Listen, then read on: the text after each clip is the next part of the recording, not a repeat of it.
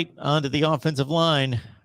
Certainly, this is a unit that is going to have to improve for Miami to reach elite status. Yeah, yeah. Simply put, Mark, Miami cannot, will not be backed by any means.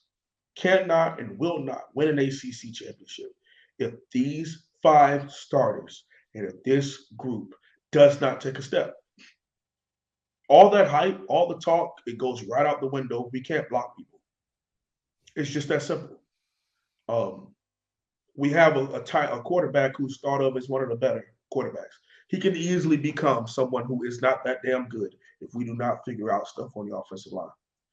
Which is why I've always thought Coach Mario Cristobal was the perfect hire for Miami.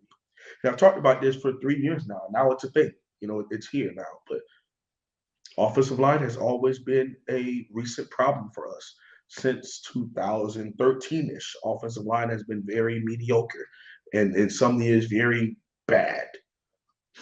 Okay. At the end of the day, we went out and got one of the best offensive line coaches as our head coach.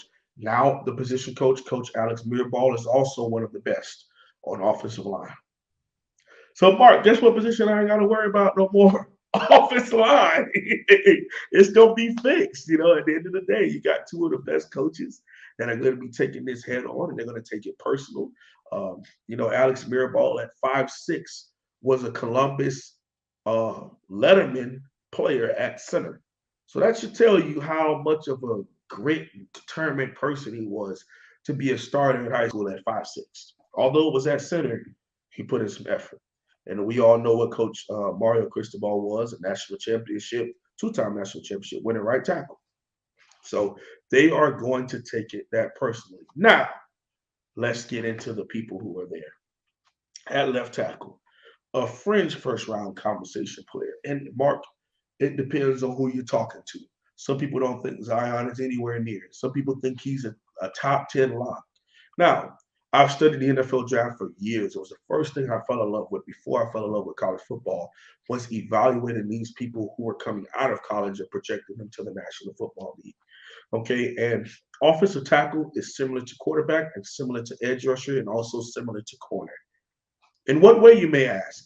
They get shoved real high up the draft board once people start picking them. So you may think that Zion Nelson is the number 3 or 4 offensive tackle in your mind. Guess what? He'll still be a first rounder. Because once they start coming off the board, that position is so important that people will reach down to maybe like the 4th or 5th offensive tackle and still have them make it into the first round because offensive tackle is that important, right or left. Most importantly, left, but they need tackles, and tackles don't grow on trees, so they need them. Okay, and Zion as a 6'4", 6'5", 320-pounder has had a lot of growth. I'm not going to throw a lot of pressure on the young man. I think he's pretty solid. A guy like Jermaine Johnson, that name mean anything to you, Mark? He's the reason why we lost to Tallahassee. He Yeah. destroyed our right tackle. Jared Williams, who's 28, still playing college ball, and ate his lunch. He went over to Zion Nelson's side. It blanked him. So then he went back over there to right tackle and started, making plays all over again. But that should show you. You're talking about a guy who's a French late first, second round kind of conversation edge rusher, and he blanked him. Now, there were times where Zion was a little overwhelmed, and that's all right. It happens. But I think he's good, man. And I think under Coach Cristobal and Coach Mirabal, he's going to take another step. So we really have to worry about him. Backing him up, you have Isaiah Walker, a young man who was really highly sought after, originally signed with the University of Florida, 6'4", 280. Has some situation happen on with him off the football field. So he's definitely getting better and growing. And we're hoping that he can fully embrace football and fall in love with it. Behind them, Chris Washington, 6'7", 290 pounds, out of Tennessee. Red shirt sophomore, number 72. Keep an eye out for him. Those big dudes are usually, he has the feet of a tackle, but he's big. So I don't know, he might eat himself into guard. I don't know, but he made a depth chart for me at left tackle. Going over the left guard. Jaylen Rivers, number 64, started for us against Alabama. I believe towards ACL a couple weeks into the season, so we had to do some mixing around. He also is not with the team yet, still dealing with some off the field injuries and recovery and things of that nature. But he's 6'4", 325-pound dude. Was a offensive tackle recruit, top 10 offensive tackle in the country, and has really kind of locked down that left guard position. So I see him eating that up. On the backing him up is Usman Traore, number 66, 6'3", 310-pound redshirt junior. All right. And then behind them, you have a freshman in Matthew McCoy, 6'6", 290-pound. He was a number 61 offensive guard in the country, hand-picked offensive guard by Coach Cristobal. So he must be bringing something to the table for the way that we went after him. Moving on over to center. Jakai Clark, good friend of mine, one of the better offensive linemen on the team. Really happy to see him move from guard to center because center is his position. 6'2", 305-pound junior, rocks number 53. Very athletic, and I can't wait to see what he does. I think he can really get in the conversation for one of the better centers in the country. Backed up by number 52, Cleveland Reed at 6'3", 320-pound mauler. Big, pick him up, Mark, and put him down. Big baller dude.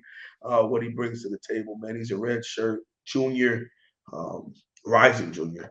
Going to be really in the conversation as the backup role, can play guard or center.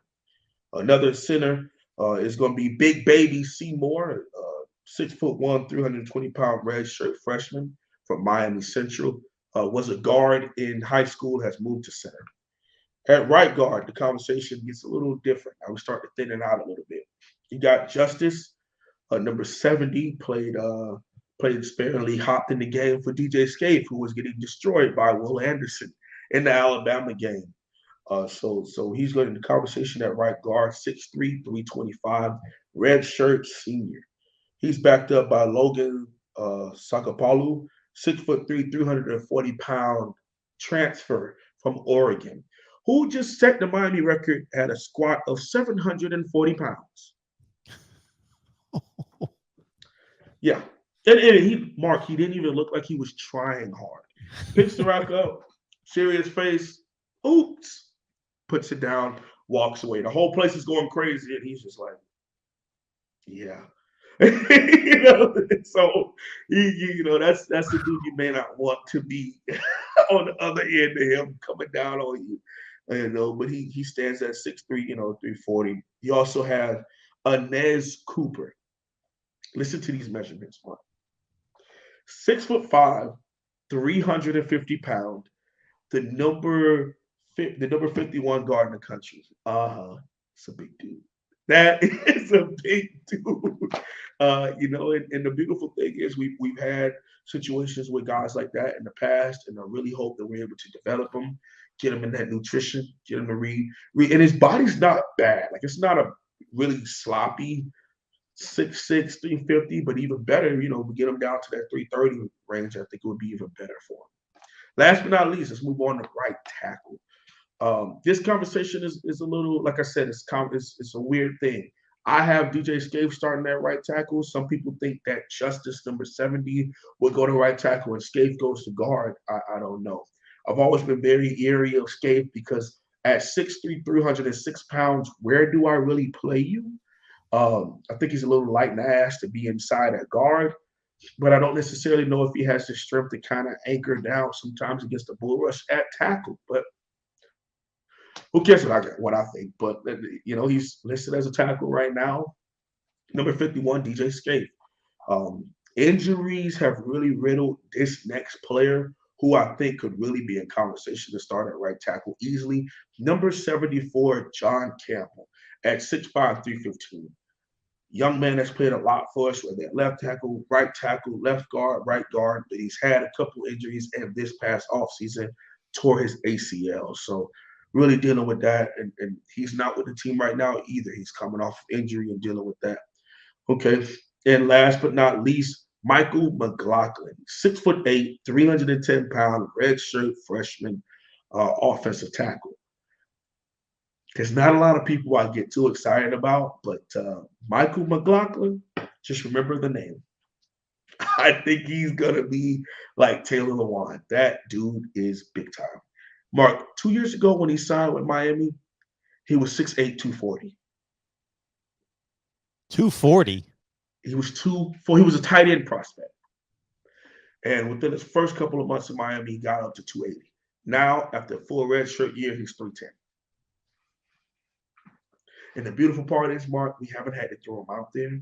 We don't need him immediately. He was able to come in, gain the weight properly, get in strength conditioning, work on his class, get his GPA up, all that stuff that you would want for your project prospects are to be able to come in, get used, get acclimated into the culture, and gain the weight the proper way.